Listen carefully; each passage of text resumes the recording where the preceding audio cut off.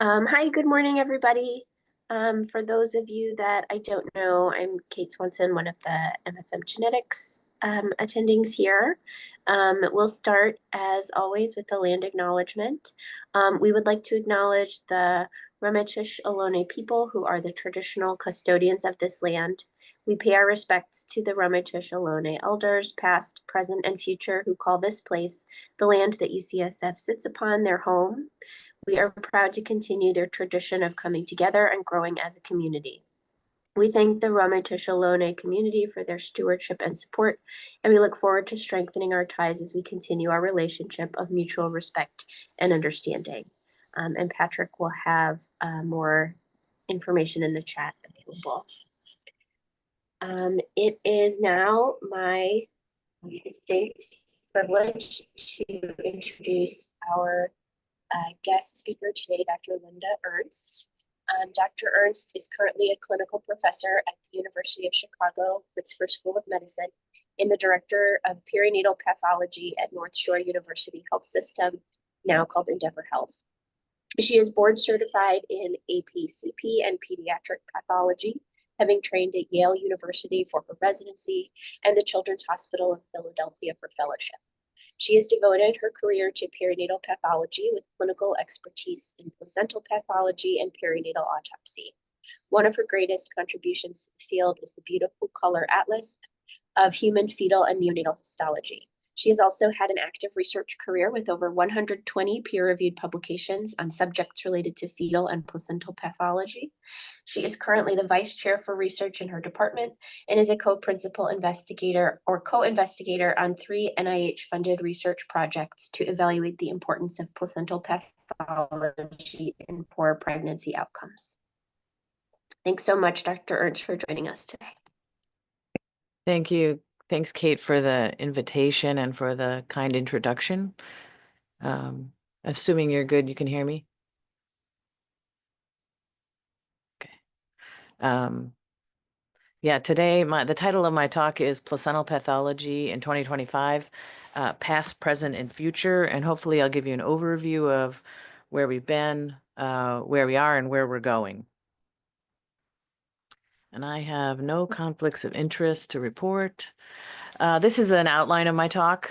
First, we'll talk about where we've been, a little bit of history of placental pathology, how research and practice have happened in the past, where we are now, where I'm really going to concentrate on the value of placental pathology with a one case demonstration, and then walk you through, in a quick way, the lesions and diagnoses that we're using now in contemporary placental path, and then talk about some future opportunities in terms of pathologic grading, phenotyping, reporting, placental health score, language, and consistency in reporting. So we'll first start with the past. Where have we been? This is a timeline that I stole from one of my colleagues who was interested in molecular pathology, and you can see the green arrow and all the milestones within molecular pathology. And on top of that, I laid placental pathology, just to show you that placental pathology is a relatively young field, really not having any significant organization until the mid-century. And in the late 50s, early 60s, there was a study called the Collaborative Perinatal Project that I'll talk a little bit more about, which was sort of the first organized research project around placental pathology. And over that next few decades, just textbooks and reports came out, and it wasn't until the late 90s that we had any kind of consensus about what placenta should be sent to pathology. And it really wasn't until the 2000s and later that we had any definitions and a common vocabulary we could use based on early papers that I call the nosology papers, and then ultimately the Amsterdam and Dublin consensuses. And many of you are probably aware of which placentas should be sent to pathology based on criteria that you can read in the literature. These were the 1997 indications, typically based on maternal diseases, fetal or neonatal diseases, and is the placenta grossly abnormal. And these 1997 indications have been updated in 2023, and that's a reference there. Those nosology papers I talked about in the early 2000s defined three major injury patterns in placental pathology. One, amniotic fluid infection, and the other two, vascular diseases, both fetal vascular obstructive lesions and maternal vascular underperfusion, which we've now renamed as maternal vascular malperfusion in the Amsterdam consensus, which tried to bring all these together into one consensus paper. And then ultimately, a few years later, a whole book was written with definitions and terminology defined for, more than 50 placental lesions.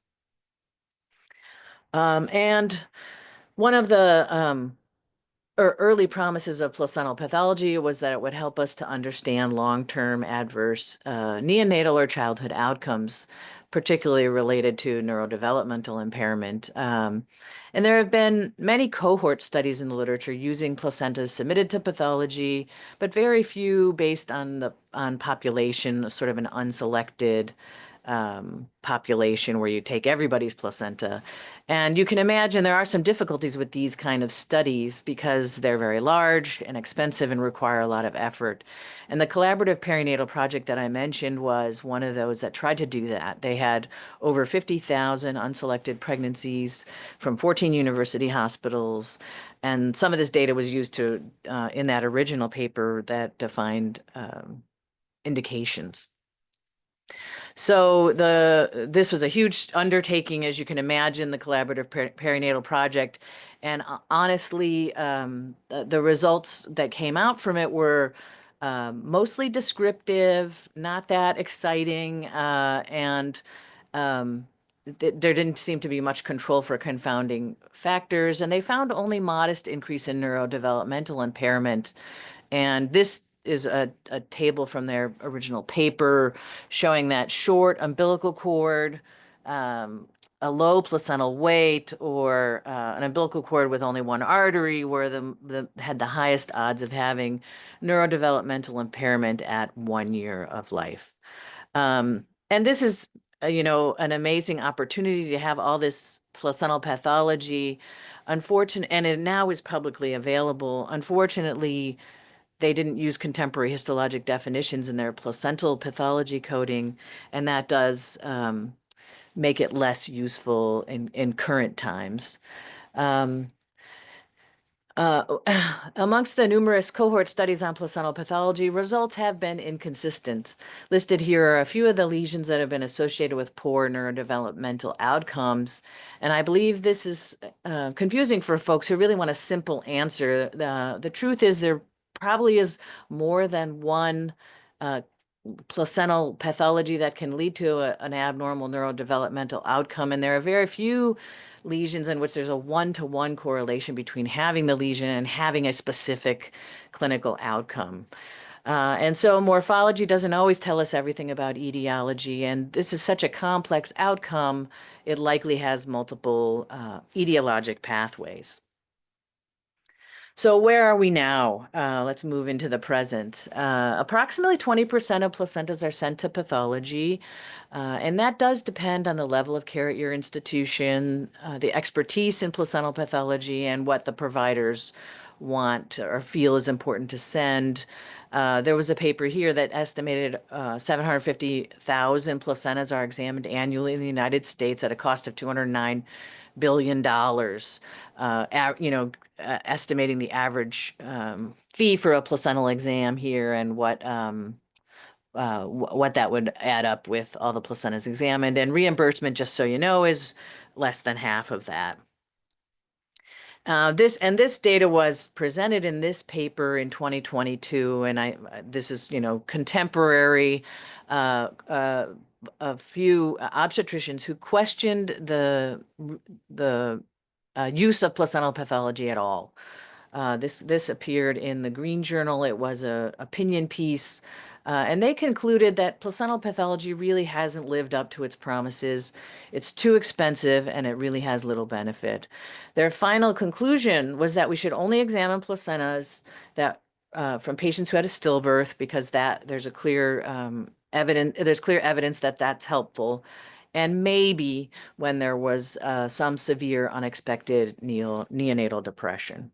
And as you can imagine, this kind of rocked my world in 2022. They also went on to say that placental pathology had really failed to deliver on promises, that there had not been a significant improvement in rates of prematurity or reduction in neurodevelopmental dysfunction or perinatal death, and the costs of malpractice suits in obstetrics had not really changed. Personally, when I read that list, I feel like that was a really heavy ask of placental pathology, and it's probably too much to place on placental pathology to fix all these things. But they also pointed out some problems with the reports themselves, that providers might not be aware of which placenta should be examined. They don't understand the terminology in their reports, and they really weren't sure whose responsibility to follow up on any abnormal finding was.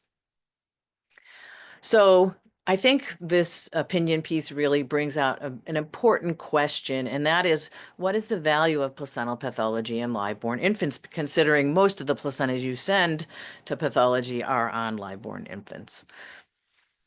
And I'm just going to start by showing a case. And this is a 24-year-old G1, had unremarkable prenatal lab tests. She had a sore throat and some nausea and vomiting in the first trimester, which resolved on its own. She was a carrier of beta thal and sickle cell. The father was known to be negative, so she had a microcytic anemia, and all her scans had been normal.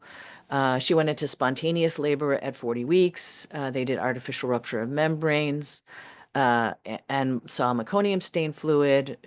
Delivery took about 4 hours after the ROM, and she had a vaginal delivery with neonatal parameters within the range. APGARs were 3 and 9, a little bit quiet at birth, but rapidly recovered, and the baby had a normal physical exam. The placenta was sent, I believe, for the meconium, and you can see that it's green stained, and it's a little bit small for gestational age by weight. I did find some acute inflammation in this placenta. There was inflammation in the umbilical cord. This is the umbilical vein wall here. You can see the arrows point to a few neutrophils within the vein wall and heading into Wharton's jelly. So this is phlebitis and phenycitis.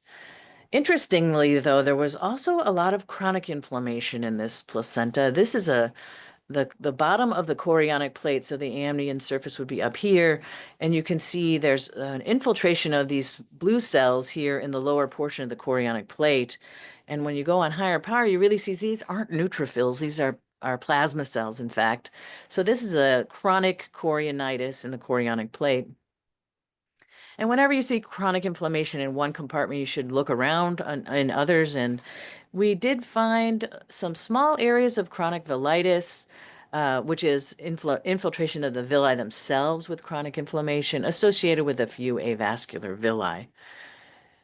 And if you took a really close look at those villi, even in the villi, you were able to find a few plasma cells. And this is kind of a not a pathognomonic finding, but certainly a characteristic finding that you might find with viral infections like CMV. So I sent this placenta off for PCR for CMV, and we did find CMV in the placenta, despite the fact that I really didn't find any viral cytopathic effects or inclusions that I could see morphologically. But this is a CMV velitis. And the characteristic feature of CMV velitis is to have a lymphoplasmacytic velitis. When you do see an inclusion, here's what it would look like. Here within the villus stroma, in the endothelial cells or the Hofbauer cells, you can often have avascular villi, as we saw in our case, and you can prove it by finding an inclusion, or you can do IHC or PCR, as we did in this case. And the main concern, I guess, with CMV is that it can infect other parts of the body, and it really likes to infect the inner ear hair cells. And this is another case from an autopsy in which we removed the inner ear, and you can see the epithelium here. Many of the epithelial cells have CMV inclusions, and this is what leads to the hearing problems in kids with CMV infections. So this baby had an unremarkable course, passed its hearing screen, was discharged on day 3, and the placental report came out on day 5 after the infant had been discharged. So I went searching for the pediatrician who was taking care of this baby, found them, and they collected a urine on the baby, which was positive for CMV, and ultimately no significant vascular findings, no anemia, no thrombocytopenia. But the child was followed by per ID recommendations, having audiology screens every 3 months, and so far doing okay. So for me, this is an example of what I call the no-brainers in placental pathology, an obvious benefit of looking at the placenta because you can recognize a disease that was unknown and can potentially change the way you're going to manage either the mother or the baby. And this is uh, a rare finding in placental pathology, but important when you do find them, and that's why I call them the no-brainers. Infections are one of the more common kinds of no-brainers, if you will, particularly things like I showed you CMV, also Candida funicitis. When it's seen, most neonates are not covered for fungal infection, so it can change the therapy. Something like toxo or fusobacterium or parvo may lead to alterations in the management of the patient. There may be also things that we see in the placental exam, again, still rare, that suggest a genetic disease like an inborn error of metabolism, a fetal malignancy. We might find amnion bands, which could explain a sequence of anomalies.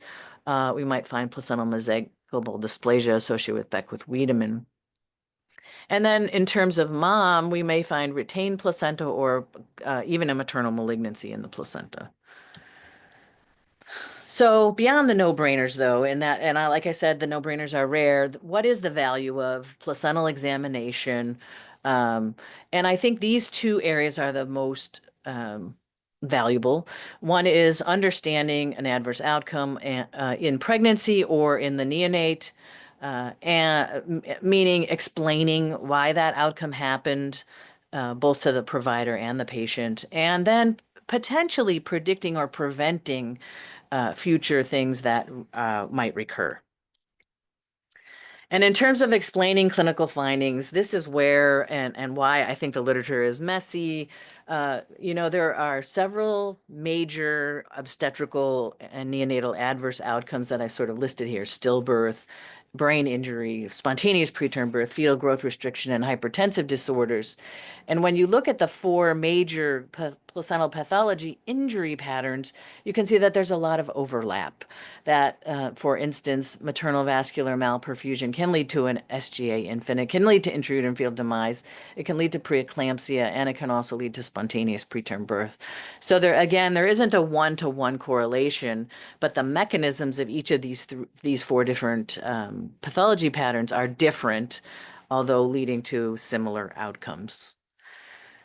And then in terms of recurrence, you can think of recurrence in placental pathology as there's some common lesions that have a low to moderate recurrence risk, and those are listed here.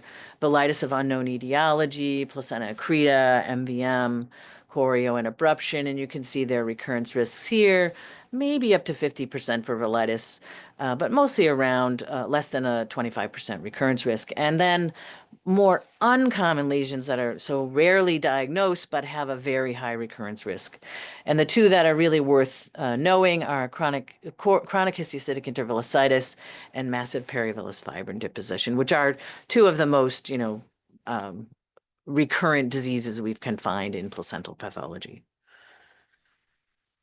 We became interested in one of a study that we've published in recurrent preterm birth, and here we had 924 patients who had an index preterm birth and then had a subsequent delivery. And we looked at the 4 major patterns of pathology by grade and tried to find which of these, if you had it in your index pregnancy, would have a higher risk of having another preterm birth. And ultimately, this data showed that high-grade chronic placental inflammation kind of like what I showed you with the CMV case. In an index pregnancy, it was the only histologic finding that independently was associated with an increased risk of recurrent preterm birth. So that's another point where knowing the pathology of a preterm birth can not only explain it, but might also help you manage in the next pregnancy. So to sort of summarize, what I've shown you is that the benefits of a placental exam are that there might be a condition that really you're going to manage right away based on the finding. There might be a condition that, or a finding that helps you explain what happened in an adverse pregnancy outcome or manage a subsequent pregnancy.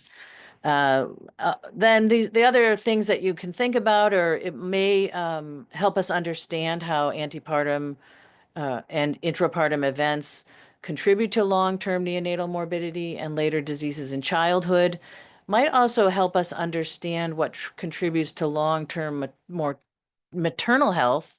And this is kind of a burgeoning field, I think, now where placental findings can be seen as a risk factor, if you will, for example, maternal cardiovascular disease later in life, even cardiovascular mortality. And then, of course, placental pathology provides a factual basis that can be used in legal proceedings, and it can also be important for understanding how when things go wrong and as part of a perinatal review. And then I'd like to just add one other thing, and because this came up in COVID, and placental pathology can also help us characterize new diseases. And one of the things that we started noticing in COVID were these patients who had this combination of both massive perivillous fibrin and chronic histiocytic intervillositis in the placenta. And these were two diseases that were known to be recurrent and be severe and all that, but rarely did we see them together. And in COVID, we were seeing that happening, and you can see this CD68 stains just shows all the histiocytes in the intervillous space and all these villi encased in fibrin. And this became known as COVID placentitis.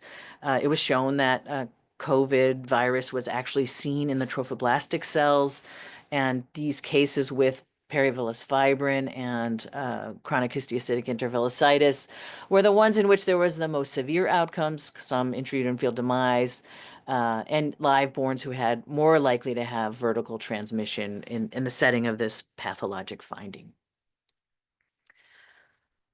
Okay, so that's my foray into the value of placental pathology. Now I'm going to change gears a little and tell you a little bit about our contemporary diagnosis and reporting.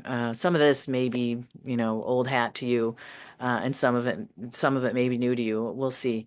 So I consider there to be four major patterns of placental injury.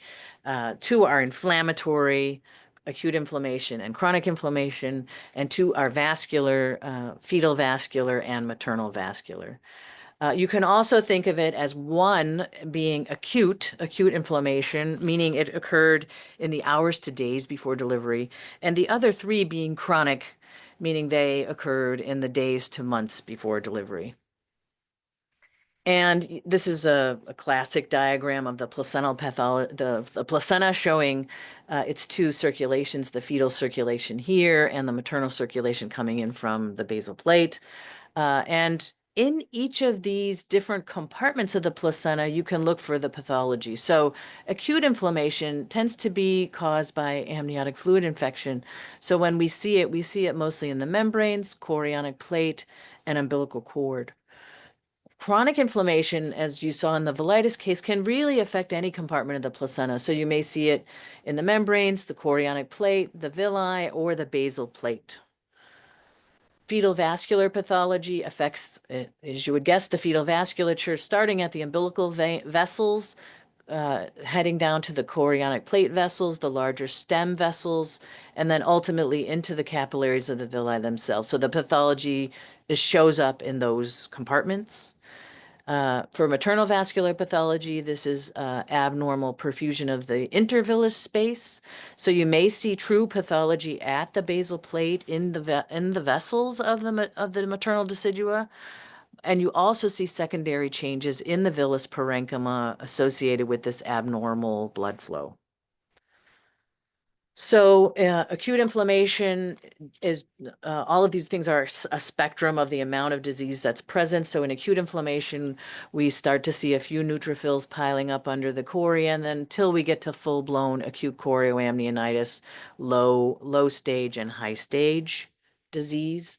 In the fetal response, we'll see neutrophils coming out of the vein initially, and then ultimately out of the arteries and into the Wharton's jelly. So low stage and high stage acute inflammation that's fetal derived. For chronic inflammation, as I said, any compartment is affected. You can have it in the membranes. You can have it in the intervillous space. You can have it in the decidua. You can have it in the chorionic vessels, and you can have it in the villi. So any compartment can be involved. And the main difference here is these are no longer neutrophils, as we had in acute inflammation. These are chronic inflammatory cells, histiocytes, lymphocytes, plasma cells. And for a pathologist, it's pretty easy to tell neutrophils from these chronic inflammatory cells. Then heading to the vascular disease, fetal vascular pathology is pretty simple. The vessels, the larger vessels are usually obstructed by thrombosis, which is shown here in a stem villus vessel. And that obstruction upstream leads to withering and death of the capillaries below, leading to avascular villi or karyorrhexis of those capillaries. So thrombosis and avascular villi are sort of the classic fetal vascular malperfusion lesions. And MVM, as I told you, there can be secondary villus lesions that you see related to MVM. And so two of the grossly visible pathologies we see, infarction and retroplacental hematoma, are part of MVM. And you can see grossly visible lesions here that are either old or more subacute. And here, a retroplacental hemorrhage leading to compression of the parenchyma with associated infarction. So those are the classic grossly visible lesions. And we can also see that vascular pathology. The vessels may be thickened and unremodeled. They may be thrombosed. They may have fibrinoid necrosis and atherosis. And then ultimately, if the parenchyma doesn't get infarcted, but it's exposed to a lower oxygen tension and or turbulent flow, the villi get maldeveloped. They're skinnier and less branched, and we call this distal villus hypoplasia. So those are the big four, and running through quickly, sort of low-grade, high-grade lesions in each. But there's a few other placental lesions that don't fall into those categories, but are important to mention. I've already mentioned them a little bit. Massive perivillous fibrin, placental mesenchymal dysplasia, evidence of amnion disruption, amnion bands, evidence of bleeding, and then lastly, meconium effects. Meconium, once it touches the umbilical cord and soaks in, can lead to necrosis of umbilical vessel walls. So amongst these four major patterns, kind of like that previous graph I showed you, you can see multiple different clinical outcomes with each of these four patterns. And you notice, again, overlap. For instance, if you look at IUFD, you can have an IUFD associated with severe chronic inflammation, associated with severe MVM, or associated with a severe FEM with obstruction of fetal blood flow. So the last part of my talk is going to be on where are we going. And what I've told you so far is where we are, and I'm going to list where I think we have gaps, where you might consider them problems or opportunities. And the first one is that we don't really have grading systems for every placental lesion. And so sometimes reports tend to be a little descriptive, and then it's really kind of unclear what's the severity of the lesion. We also don't really have a way to deal with overlapping patterns. I've given you these big four, and you may have one, or you may have two or three of them. And how does having multiple pathologies affect outcomes? And then I'm going to show you a little bit of something I'm working on that's maybe brings everything more cumulatively together. The placental health score, which is a single quantitative variable of the health of a placenta. And then I'll show you some work we've done about improving clinician and patient understanding of placental pathology reports and my thoughts, at least, about improving consistency and expertise in placental pathology. So grading. Um, as I mentioned, the big four, what happens if you have multiple lesions? How do you deal with the overlap? And how does it affect outcomes? So we sought to answer this question. We had a large data set of almost 20,000 singleton pathology reports, a pathology-based sample, not an unselected sample, in which we looked at we tried to correlate the pathology with outcomes, and the outcomes that we could easily look at were a small for gestational age infant and preterm birth. So here is the graph for small for gestational age infant. This each of these colored boxes is an odds ratio of an SGA infant. And if you look at just the individual pathologies, you can see that FVM and MVM have a statistically significant higher odds of an SGA infant, with MVM beating FVM by quite a bit. And then if in the right side of the graph, if you look at the combinations of the pathology, you can see that MVM plus chronic inflammation has a much higher odds ratio than either MVM or chronic inflammation alone. The same is true for FVM, and when you have all three, had the highest odds at about a 5. Preterm birth is this graph, same deal. If you look at the major four pathologies, both chronic inflammation and maternal vascular malperfusion were associated with the higher odds of preterm birth. And then when you looked at those in combination, again, the odds was higher than the individual odds themselves. So, in order for us to look at multiple patterns and how they overlap, we really needed to have each kind of lesion graded. And in acute inflammation and FEM, there are pretty well accepted grading systems. And the problems really lie in chronic inflammation and maternal vascular malperfusion. And so we decided we would make a grading system for chronic inflammation and MVM. And here I'm not going to go into great detail, but essentially the number of lesions was scored, and then a grading system was used based on the score. The higher the score, the more placental lesions, the more high grade you were. So for each of these big four, we had a grading system then, and we could really look at the overlap amongst even the low grade. If let's say you had 2 low grade lesions, is that the equivalent of having a high grade lesion in some other category or the same? So this is, as you can imagine, a lot of combinations. It's actually more than 80 combinations when you look at a 3-level variable and 4 different variables. So we decided we would have high grade be the capital letter of the alphabet, and the lowercase letter was low grade or stage. And then this is the number of combinations that you could see. And really, it got to be kind of complicated.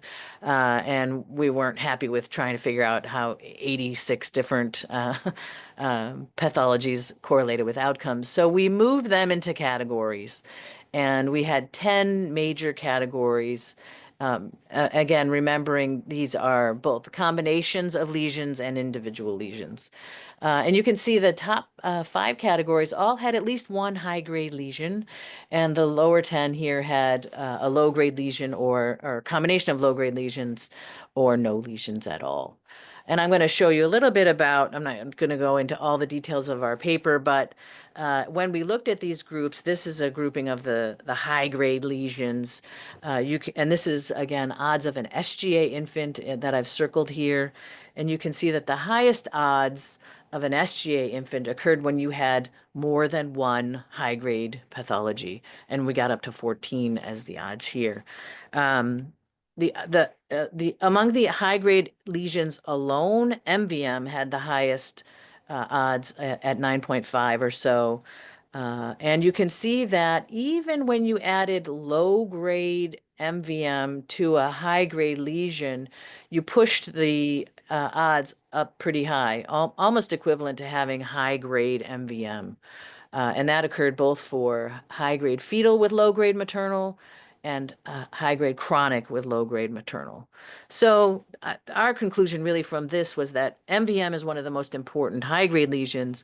Multiple high-grade lesions are really important, and even low-grade MVM in combination with another lesion can have some significance. In terms of the low grade part of the graph, having a small placenta and having low grade MVM had about equivalent odds, around 5, of having an SGA infant. So those were two other really important lesions that came out of this.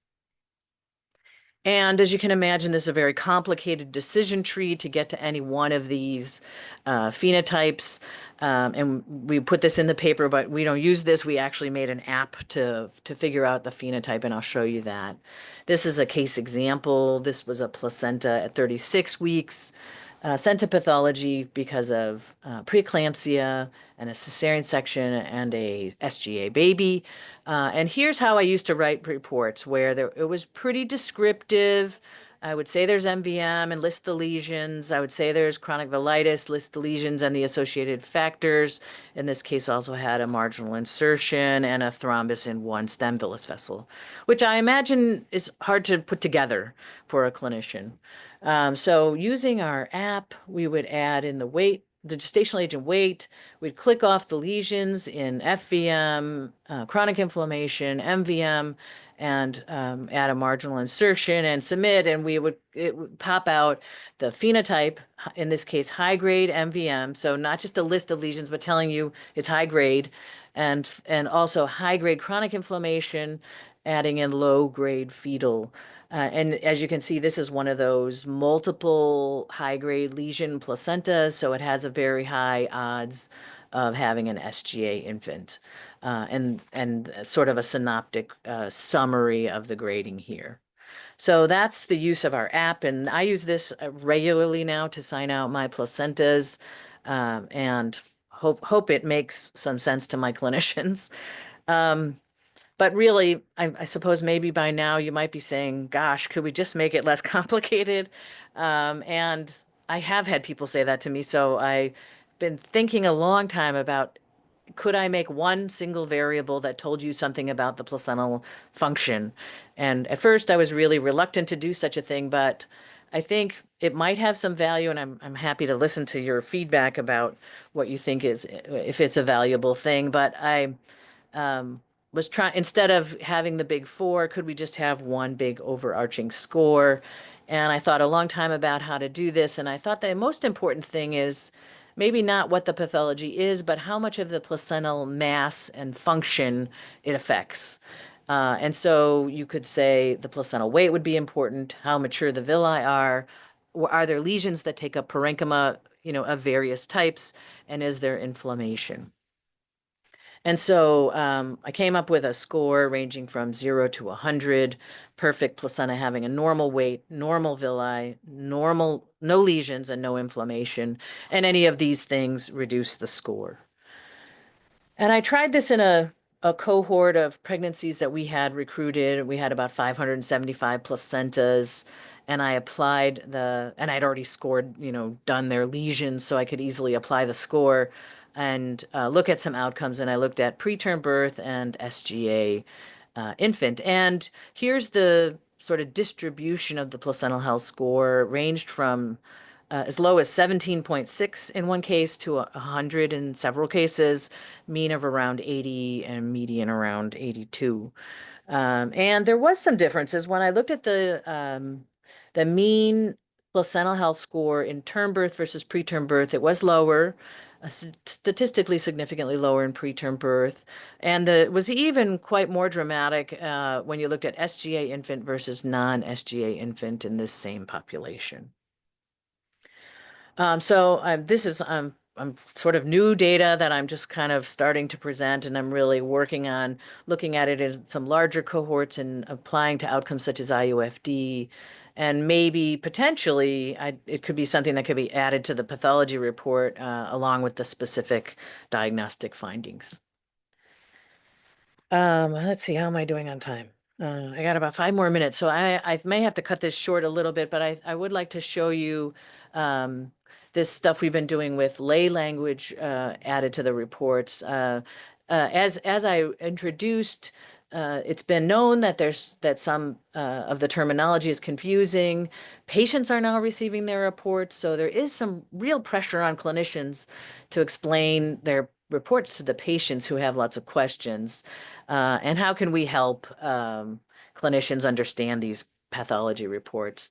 And so we really wanted to come up with a common vocabulary, make the language understandable, and drafted some lay language comments about each of the major four pathologies.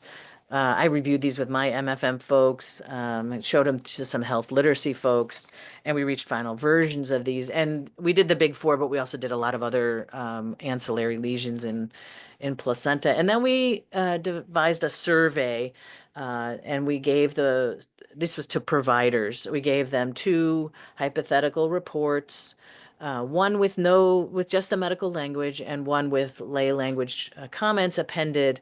And then we rated their understanding and comfort with explaining the findings to their patients. So here, for instance, would be one medical report with a phenotypic classification, as I showed you previously, and a comment that went with that.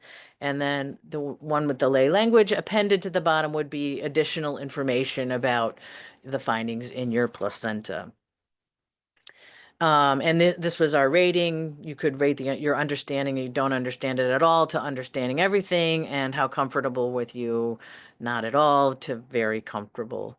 And these were the results. So the lay language reports are in the orange, the regular medical report in the blue. And you can see there was a trend here toward more understanding amongst those who read the lay language report. And also the same for comfort. There was many more who were very comfortable with when they had the lay language appended to the report. Numerically, we could look at the score and say, yes, it was a statistically significant difference, better understanding and better comfort. We also asked how frequently do you read the reports? And yeah, most people read the reports. Some only sometimes and almost never. It was interesting to me that the patients didn't ask that often. Most patients never or almost never asked. Only a third or so did the patient ask the clinician to help them. But still, I think this is going to be increasing over time.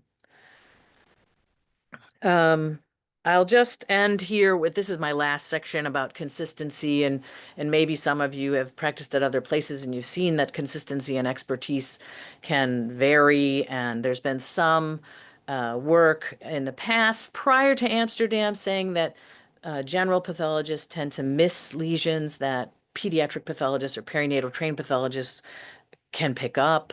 And we wanted to try to repeat this analysis post Amsterdam and see if there really was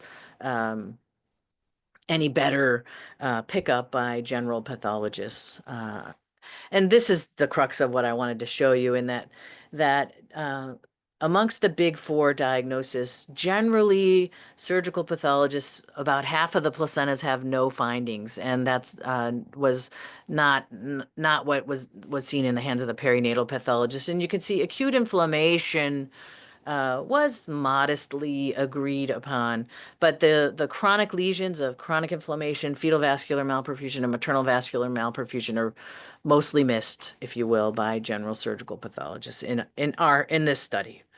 And some lesions were even not properly assigned.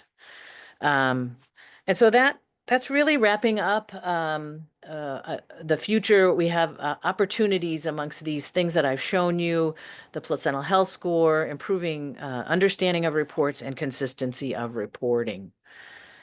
And I don't know if there are any pathologists in the audience, but I just wanted to end by saying, for the pathologist, we should really make sure we're using up-to-date guidelines.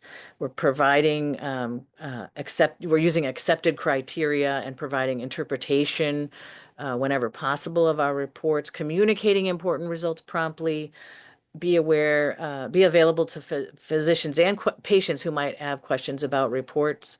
We do have to work to change the culture in pathology that seems to devalue the placental examination and train better trainees in placental pathology.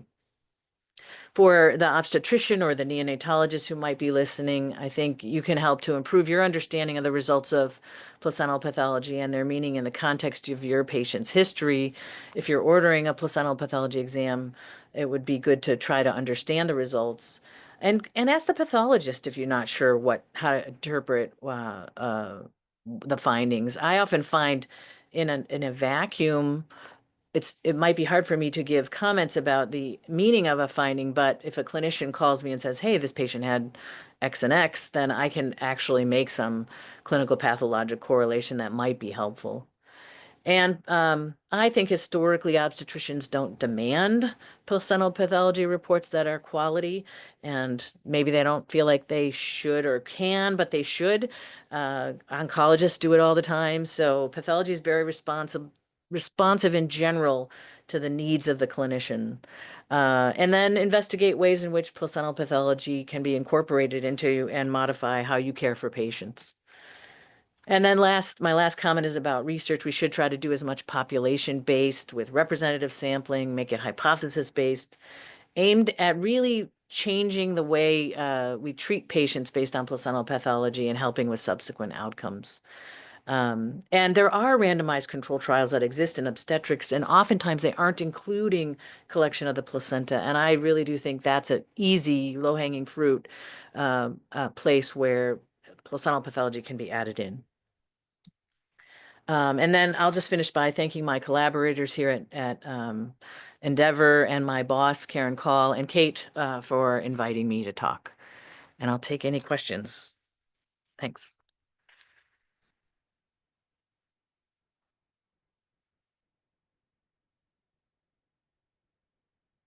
Let me see what's in the chat. There is a question in the chat about if you could tell us more about what the training to be a perinatal pathologist is and Sure. whether or not there's board certification. Okay, so this is an interesting question. When Kate read my qualifications, she said I was boarded in anatomic and clinical pathology, which most pathologists, that's sort of the routine.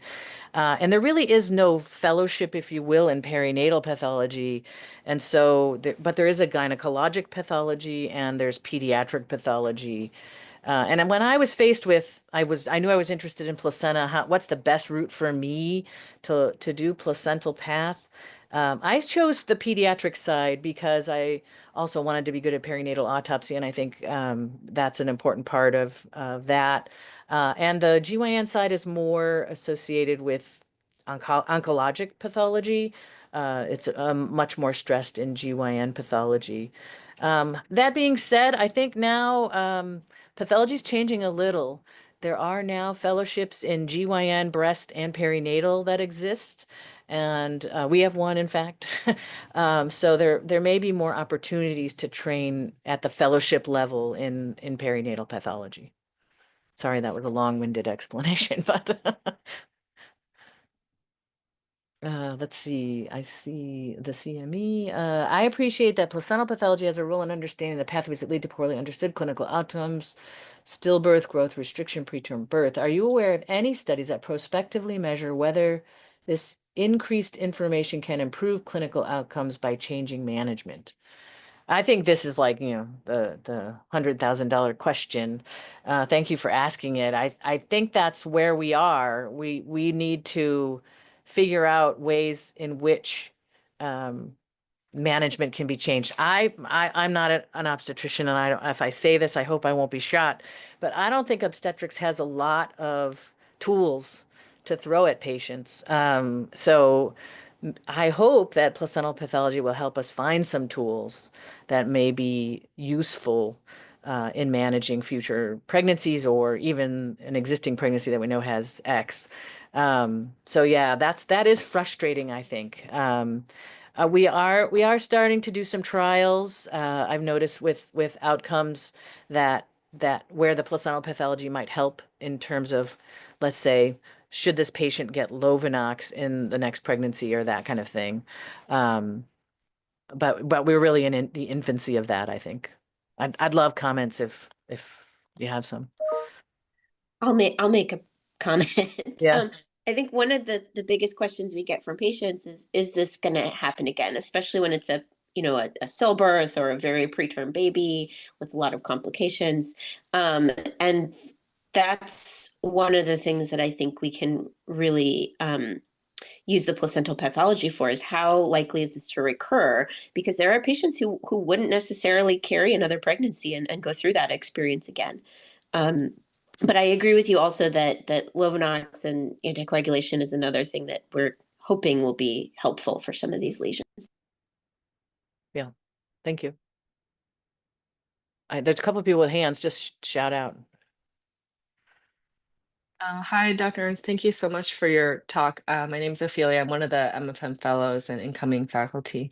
I just wanted to say that at our last Society for Maternal Fetal Medicine preterm birth workshop, we talked a lot about use of placental path as kind of a report card of the pregnancy as a way to better subphenotype preterm birth Hmm. subtypes for diagnostic and therapeutics. So we're really hopeful that we'll incorporate it more, especially into translational studies, because preterm birth is so heterogeneous. So it's really exciting to see kind of the app that you created and the score and being more consistent across sites, because one of the big asks that hopefully the working group will convene is kind of a more national standardization of how placental pathology is used in preterm birth research. Yeah, thanks. That's great. That's a great comment. I couldn't agree more that the heterogeneity in preterm birth makes research very confounded, and breaking up by using the placental pathology, like you said, as a report card could really move it forward, I hope. Robin, I guess you. I know we're at time. I don't want to go over. I'm one of the general OBGYNs, and I love the work that you're doing and the practical applications for communicating with patients. And I actually do get a lot of questions about placental pathology from my patients. I was wondering if you'd be willing to let us borrow the patient education piece that you've worked Oh, yeah. on, certainly with credit, but I think that would be a valuable tool to make these conversations richer. It's definitely, we just published it, so you can get it, but I'll be happy to send it to you. I took a screenshot already. I'm ready. That was just part of it, yeah. The paper that's published, the supplemental material is all the comments. But I'd be happy to send it to you if you or Kate send me your email. Um, yeah, I've been struggling a little bit about how to incorporate it into my reports because you saw it was relatively wordy. Mhm. And I do worry about that being like, is it a reading test? We tried to make it a sixth grade level, so people could read it, and hopefully it would. I mean, I think the data shows it would be helpful. And Yeah, my definitely better than clinician, what we're working with right now. yeah, and I think my clinicians are kind of anxious for it. I was thinking instead of putting it in the reports themselves, could I point people to a website that provided the comments? Do you think that was just one of my ideas? Instead of putting this text in every report, could you point at I a was thinking about for my patients who reach out to me asking for it, creating a dot phrase with drop downs where you can select your way through and yeah, only put in the parts that apply to their report. that was my plan too. It's just a lot of work. Yeah. Yeah, we need some IT help. Yeah. Okay, great. Thanks. All right. I think there's nothing else in the chat. If there's nothing else, I guess we're good. Are there any pathologists here, or is it all OB folks? Several pathologists. Oh, good. Yeah.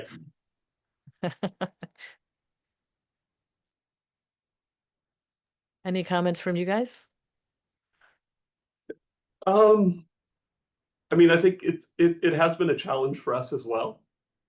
Staffing the service is sort of a constant challenge because it's a relatively small niche subspecialty. Yeah. So, I think some of the things you talked about definitely resonate. Okay, thanks. All right. I don't know, Patrick or Kate, if you want to conclude, are we good? Looks like, Yeah, okay. thanks, Thanks, everyone. everybody. All right. Bye-bye.